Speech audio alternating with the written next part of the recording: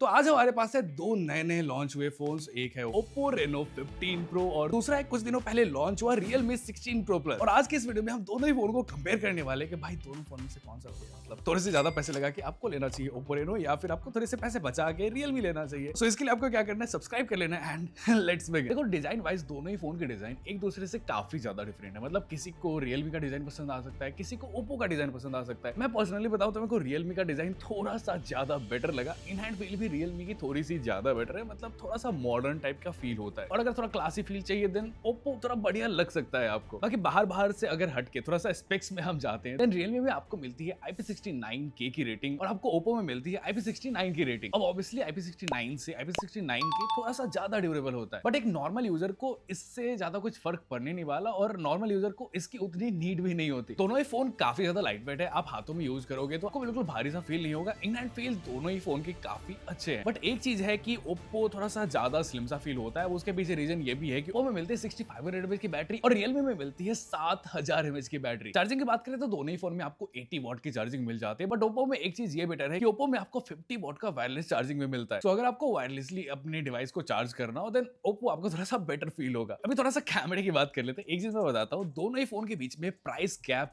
बहुत ही ज्यादा है, बट कैमरे फोटोज वगैरह की क्वालिटी में ज्यादा गैप नहीं दिखता। अब अगर आपके लिए कैमरा मैटर करता है देन आई थिंक आपको आइडिया लग गया होगा कि मैं क्या कहना चाह रहा हूँ। दोनों ही फोन में आपको 200 मेगापिक्सल का मेन कैमरा मिलता है जिसमें सैमसंग का HP5 सेंसर यूज करा गया। Same to same telephoto lens पे मिलता है 3.5x का विद OIS सैमसंग का Gen 5 सेंसर। एक और चीज कॉमन है, दोनों ही फोन में आपको 50 मेगापिक्सल का फ्रंट कैमरा मिलता है, बट Oppo में एक चीज बेटर है। Oppo में आपको मिलेगा 50 मेगापिक्सल का अल्ट्रा वाइड कैमरा, लेकिन Realme में सिर्फ 8 मेगापिक्सल का अल्ट्रा वाइड कैमरा है। बट अगर आप अल्ट्रा वाइड में फोटो ज्यादा नहीं लेते हो देन इस चीज से भी मुझे लगता है फर्क आपको नहीं पड़ने वाला। वैसे ये तो हो गए स्पेक्स वाली बात, थोड़ा सा कैमरा चेक करते हैं। मेन कैमरा की फोटोज की मैं बात करूं तो भाई दोनों ही फोन में 200 मेगापिक्सल का मेन कैमरा है। काफी सिमिलर लेवल की डिटेल्स दोनों ही फोन निकाल के देती है क्योंकि दोनों ही फोन का कैमरा सेंसर भी बिल्कुल सेम है। पर हाँ, दोनों ही फोन फोटोज को थोड़ा सा अलग तरीके से प्रोसेस करते हैं। Realme थोड़ा सा close to natural photos click करता है, बट Oppo थोड़ा सा फोटोज को वाइब्रेंट सा बना रहा है जो दिखने में थोड़ा बेटर दिख रहा है। Oppo के फोटोज को आप बिना एडिट किए इंस्टाग्राम पे भी आराम से पोस्ट कर सकते हो। इंडोर शॉट्स में मैंने ये नोटिस करा कि Oppo लाइट्स और शैडोज को भी बहुत अच्छे तरीके से मैनेज कर पा रहा है। मे बी इसका प्रोसेसर बेटर है, दैट्स व्हाई इसका कैमरा इस पे थोड़ा सा बेटर हो जाता है। पर यार फिर भी Realme पीछे नहीं है, इसमें भी आप अगर थोड़ा बहुत एडिट कर दोगे देन काफी अच्छी फोटोज आपको इस फोन से भी मिल जाएगी। बेसिकली काफी बढ़िया फोटोज Realme भी निकाल के दे रहा है। आउटडोर शॉट्स की बात करें तो यहाँ भी सेम सिचुएशन है। Oppo में वाइब्रेंट फोटोज आते हैं, Realme close to natural photos ले रहा है, बट दोनों ही फोन काफी बढ़िया फोटोज ले रहे हैं। देन हमने कुछ फूल पत्तों का भी फोटोज लिया और यहाँ पे Oppo के फोटोज बहुत ज्यादा लोगों को बहुत ज्यादा पसंद आएंगे जस्ट बिकॉज ऑफ कलर्स। वैसे दोनों ही फोन में 3.5x टेलीफोटो लेंस मिलता है जिसमें सैमसंग Gen 5 सेंसर यूज करा गया है। हमने दोनों ही फोन का मल्टीपल टाइम जूम कंपैरिजन करा है और दोनों का डिटेल्स बिल्कुल सेम सा आ रहा है। Realme फोटोज में डिटेल्स भरने के लिए AI का यूज करके थोड़ा सा ओवर प्रोसेसिंग कर देता है, तो Oppo भी डिटेल्स के लिए AI प्रोसेसिंग करता है, बट इसमें आपको रिजल्ट Realme से थोड़ा सा बेटर दिख सकता है। और ये आपने जूम शॉट्स देखा तो आपको पता चल गया होगा कि जूम के मामले में Oppo थोड़ा सा ज्यादा बेटर है। अभी ये वाले पोर्ट्रेट शॉट्स है, दोनों ही फोन में एज डिटेक्शन बहुत सही आ रहा है, बैकग्राउंड ब्लर भी बिल्कुल सिमिलर सा है। Realme के फोटोज आप देखोगे आपको थोड़ा सा नेचुरल और ड्रामेटिक टाइप का दिखेगा। स्किन टोन यहाँ पे Realme का ज्यादा बेटर है, दैट्स व्हाई ये थोड़ा सा DSLR वाला वाइब दे रहा है। Oppo यहाँ पे वाइब्रेंट फोटोज क्लिक कर रहा है, कभी कभी स्किन टोन रेडिश हो जा रहा है, but most of the times ये भी बढ़िया फोटोज आपको निकाल के दे देता है। अब यहाँ पे सेल्फी की बात करें, सेल्फी में Oppo क्लियर विनर है। डिफरेंस इतना ज्यादा है क्योंकि बच्चा भी बता देगा कि भाई Oppo फ्रंट कैमरा से बेटर सेल्फीज निकाल के दे रहा है। फर्स्ट ऑफ ऑल Oppo का फ्रंट कैमरा भी बहुत ज्यादा वाइड है भाई, ये 0.6x तक जा सकता है और वहीं पे Realme मिनिमम 0.8x तक जाता है। Oppo के फोटोज में स्किन टोन से लेके कलर से लेके HDR काफी सही से आ रहा है। Realme में HDR और स्किन टोन थोड़ा सा बेटर होना चाहिए था। अभी दोनों ही फोन का कैमरा सेंसर बिल्कुल सेम है। अभी बैक कैमरे से हम 4K 60 fps में ये वाली वीडियो रिकॉर्ड कर रहे हैं और लाइटिंग कुछ खास है नहीं, नॉर्मल सी लाइट हमने यहाँ पे यूज करी और उसके बाद क्वालिटी देख सकते हो भाई किस तरह की क्वालिटी दोनों ही फोन निकाल के दे देता है। दोनों ही फोन काफी स्टेबलाइज्ड वीडियो रिकॉर्ड करता है, बट क्वालिटी ऑलमोस्ट आपको सिमिलर से देखने को मिलेगी। एंड इस लाइटिंग में हो सकता है कि आपको Realme का वीडियो थोड़ा सा ज्यादा बेटर दिखेगा। सो अभी ये वाली वीडियो रिकॉर्ड हो रही है भाई आउटडोर लाइटिंग में, यहाँ पे प्रॉपर धूप आ रही है यहाँ, और दोनों ही फोन किस तरीके से इस चीज को प्रोसेस कर पा रहा है, लाइटिंग किस तरीके से प्रोसेस कर पा रहा है। लिटरली मैं यहाँ पे भाई आंखें नहीं खोल पा रहा हूँ, इतनी ज्यादा धूप है। और किस तरीके की क्वालिटी ये दोनों को निकाल के देता है। आवाज़ भी दोनों ही फ़ोन के माइक से रिकॉर्ड हो रही है, तो आपको बेसिकली आइडिया लग जाएगा कि किस तरीके की वीडियो ये फ़ोन रिकॉर्ड कर पाता है और बेसिकली माइक किसका ज़्यादा बढ़िया है। अगर आपको बैक कैमरे से वीडियो रिकॉर्ड करना हो तो कौन बढ़िया फुटेज आपको निकाल के दे सकता है। सो दोनों ही फ़ोन के फ्रंट कैमरे से मैं ये वीडियो रिकॉर्ड कर रहा हूँ। रियलमी यहाँ पे 0.8x पे रिकॉर्ड कर रहा है और वहीं पे ओप्पो 0.6x पे रिकॉर्ड कर रहा है। भाई लिटरली ओप्पो कितना ज़्यादा वाइड है। बाकी 1x पे अगर मैं स्विच कर दूँ, स्विच कर सकते हैं, ये बहुत अच्छी चीज़ है कि ब्लॉग करते करते आप बीच में स्विच कर सकते हो। तो क्वालिटी भाई कुछ इस तरीके की आ रही है। अभी सनलाइट डायरेक्टली सर के ऊपर से आ रही है यार, और सनलाइट अभी प्रॉपर पीछे है एंड यहाँ पे रियलमी बहुत अच्छे तरीके से मैनेज कर रहा है कलर स्लाइड्स को। देख लो यार, इस तरीके की क्वालिटी के निकाल के देता है। एंड मेरे को ऐसा लगता है व्लॉगिंग के लिए सबसे पहली चीज़ इंपॉर्टेंट जो है वो है 0.6x। इतना ज़्यादा वाइड है भाई, मतलब मज़ा ही आ जाएगा ब्लॉग करने में। ये तो मैंने दोनों ही फ़ोन दोनों हाथों में पकड़ा है, नहीं तो अगर एक को करना हो तो भाई मैं इतना ज़्यादा वाइड जा सकता हूँ। एंड खतरनाक वाइड है यार।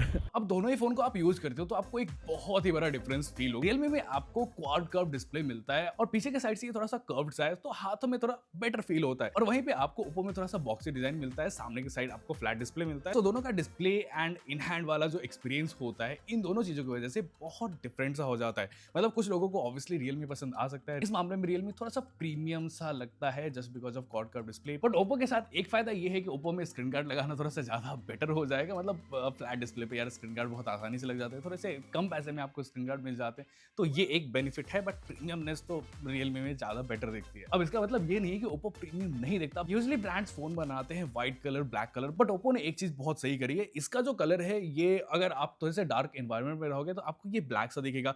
अगर आप लाइटर एनवायरनमेंट में रहोगे तो ये एक कॉफी कलर का दिखता है, एक ब्राउन कलर का दिखता है, जो काफी अच्छा सा लगता है। एंड इसका कैमरा मॉड्यूल काफी क्लासी सा है, मतलब इसका लुक थोड़ा क्लासी टाइप का दिखता है। देन आपको रियलमी और ओप्पो के डिस्प्ले में एक डिफरेंस और फील होगी। रियलमी का डिस्प्ले थोड़ा सा ज्यादा ब्राइट है। सो रियलमी में मिलता है 6500 निट्स का पीक ब्राइटनेस और ओप्पो में मिलता है 3600 निट्स का पीक ब्राइटनेस। दोनों ही फोन में आपको 10-बिट पैनल मिलता है। दोनों के कलर्स काफी सही है, बट सेटिंग्स में जाके आप कलर को एडजस्ट कर सकते हो अपने अकॉर्डिंग। वैसे तो रियलमी में 144 हर्ट्ज का डिस्प्ले मिलता है और ओप्पो में 120 हर्ट्ज का डिस्प्ले ही मिलता है। बट अगर प्रैक्टिकली देखा जाए तो दोनों के डिस्प्ले काफी स्मूथ है, आपको उतना कुछ खास डिफरेंस सा फील नहीं होता है। दोनों ऑलमोस्ट सेम से ही लगते हैं। और वैसे भी आप रियलमी को नॉर्मली यूज करते हो, मतलब स्पेसिफिक कुछ गेम्स यूज नहीं करते हो, देन वो नॉर्मली 120 हर्ट्ज पे ही चलता है, तो इस चीज से आपको कोई फर्क नहीं पड़ने वाला है। आप यूज कर रहे हो तो वो 120 हर्ट्ज में चलने वाला है। बट एक चीज में ओप्पो आगे निकल जाता है, ओप्पो में LTPO पैनल यूज करा गया है। अभी से थोड़ा सा बैटरी सेविंग हो जाती है, मतलब ज्यादा नहीं बट थोड़ा सा तो फर्क पड़ता है। एंड इस चीज में ओप्पो ने बाजी मार ली। एंड डिस्प्ले के प्रोटेक्शन के मामले में भी ओप्पो थोड़ा सा ज्यादा बेटर है, बिकॉज ओप्पो ने भाई गोरिल्ला ग्लास विक्टस 2 यूज कर दिया है और रियलमी में आपको कॉर्निंग गोरिल्ला ग्लास 7i का प्रोटेक्शन मिलता है। अभी यार इतनी चीजें तो मैंने बता दी, बट डिस्प्ले में अगर देखा जाए तो कलर्स हो गया या फिर नॉर्मली आप डिस्प्ले को यूज करते हो तो उसका एक्सपीरियंस आपको ऑलमोस्ट सिमिलर सा मिलता है। आपको कलर्स ऑलमोस्ट सेम सा दिखेगा, कुछ खास डिफरेंस आपको फील नहीं होगा। बस वही छोटी छोटी चीजें हैं। रियलमी में आपको 144 हर्ट्ज का डिस्प्ले मिल जाता है, वहीं पे ओप्पो आपको LTPO पैनल दे देता है। एंड प्रोटेक्शन के मामले में दोनों ही अच्छे हैं, बट ओप्पो थोड़ा सा आगे निकल जाता है। अब हाँ, एक चीज आपको माननी पड़ेगी, ओप्पो परफॉर्मेंस में बहुत ज्यादा बेटर रियलमी से। अब यार प्राइस भी देखो, रियलमी और ओप्पो के बीच प्राइस का जो डिफरेंस है वो ऑलमोस्ट 30,000 का है। रियलमी 16 प्रो में मिलता है स्नैपड्रैगन 7 Gen 4 और वहीं पे ओप्पो में मिल रहा है MediaTek Dimensity 8450 चिपसेट, जो लिटरली फ्लैगशिप लेवल का परफॉर्मेंस आपको मिड रेंज में दे रहा है। वैसे तो दोनों ही फोन में आपको UFS 3.1 स्टोरेज टाइप मिलता है और LPDDR5X रैम मिल जाती है। हमने दोनों ही फोन पे Antutu बेंचमार्क टेस्ट करा और यहाँ पे ओप्पो थोड़ा सा ज्यादा बेटर निकल के आ रहा है। ऑब्वियसली भाई आना ही है, 30,000 एक्स्ट्रा जो दे रहे हैं। अब ये तो हो गई स्पेक्स वाली बातचीत, बट अगर एक नॉर्मल यूजर के पर्सपेक्टिव से मैं फोन को टेस्ट करूं और उस हिसाब से मैं देखूं तो भाई दोनों ही फोन का परफॉर्मेंस काफी सिमिलर सा लगता है। नॉर्मल यूजेस आप करोगे आपको बिल्कुल आपको लैग वैग देखने को नहीं मिलता है, काफी स्मूथली चलता है। गेमिंग वगैरह आपको कैजुअली करनी हो तो वो भी आप आराम से इन फोन्स में कर सकते हो। सो चीजें काफी सॉर्टेड से हो जाती है। अगर आपको एकदम हार्डकोर गेमिंग नहीं करनी है तो दोनों ही फोन में आपको उतना कुछ खास डिफरेंस फील नहीं होने वाला है। बट अगर आप थोड़े से हेवी यूजर हो देन आपको फर्क पता चल सकता है और वहां पे आपके लिए ओप्पो ज्यादा बेटर रहेगा। सो यार इस वाले वीडियो को यहीं पे एंड करते हैं। अगर आपके मन में कोई भी सवाल है इन दोनों ही फोन से रिलेटेड तो आप नीचे कमेंट सेक्शन में बता सकते हो। अगर आप लोगों ने अब तक भी सब्सक्राइब नहीं कर रखा है तो भाई सब्सक्राइब बटन दबा देना। सो मैं मिलता हूँ किसी नेक्स्ट वाली वीडियो में, तब तक के लिए बाय बाय।